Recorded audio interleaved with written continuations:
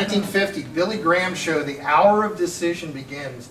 It would eventually be broadcast on 1,000 stations nationwide. And this isn't the very first thing that Billy Graham did. We're obviously going to go over him in some detail in the course of this course.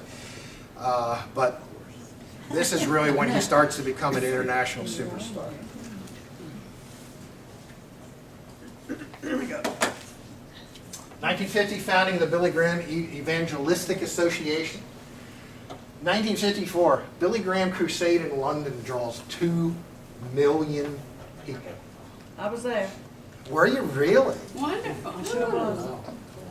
When we get to that in the course, remember this is just the overview. I want you to tell us about it. 1956, Billy Graham co-founds Christianity Today, which I still receive. I still have a subscription to Christianity Today. 1956, women accepted into the clergy in the Methodist Church.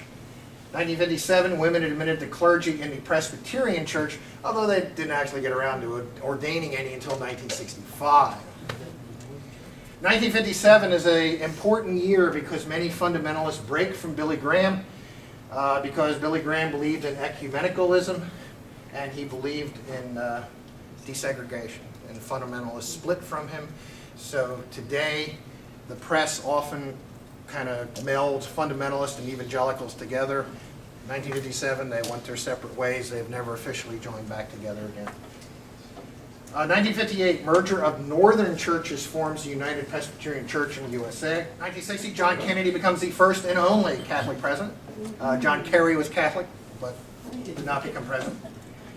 1960, the Christian Broadcast Network is started by Pat Robertson.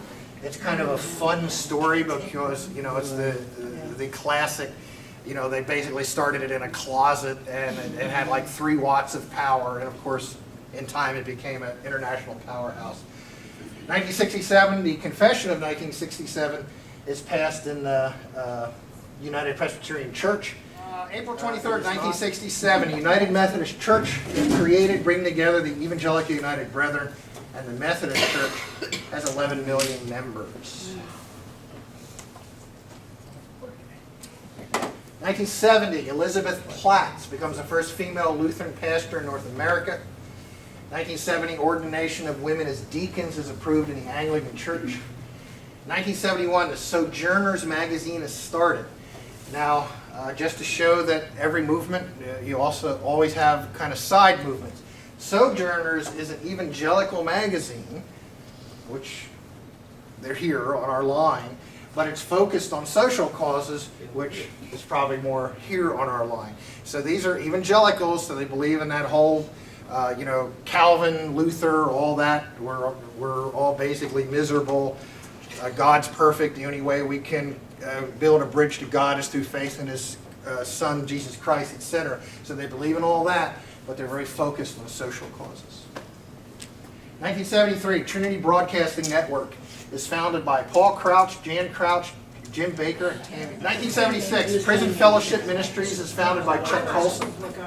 1976, ordination of women as priests is approved in the Anglican Church.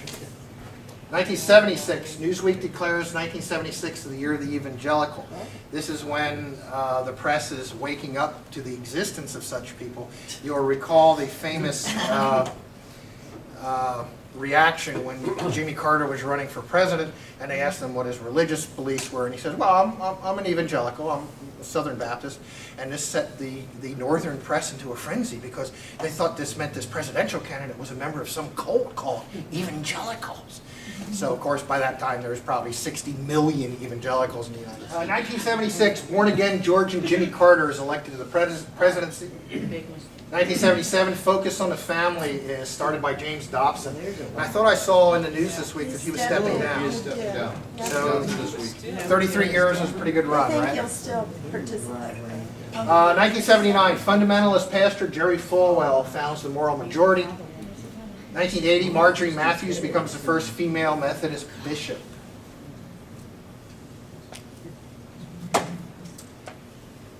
Here's a significant date for this crowd.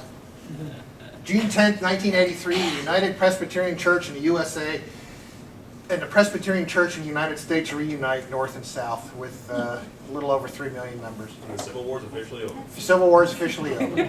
Comma's in the wrong place, but what else have we got? 1984, Reverend Jesse Jackson runs for the president in the Democratic primary.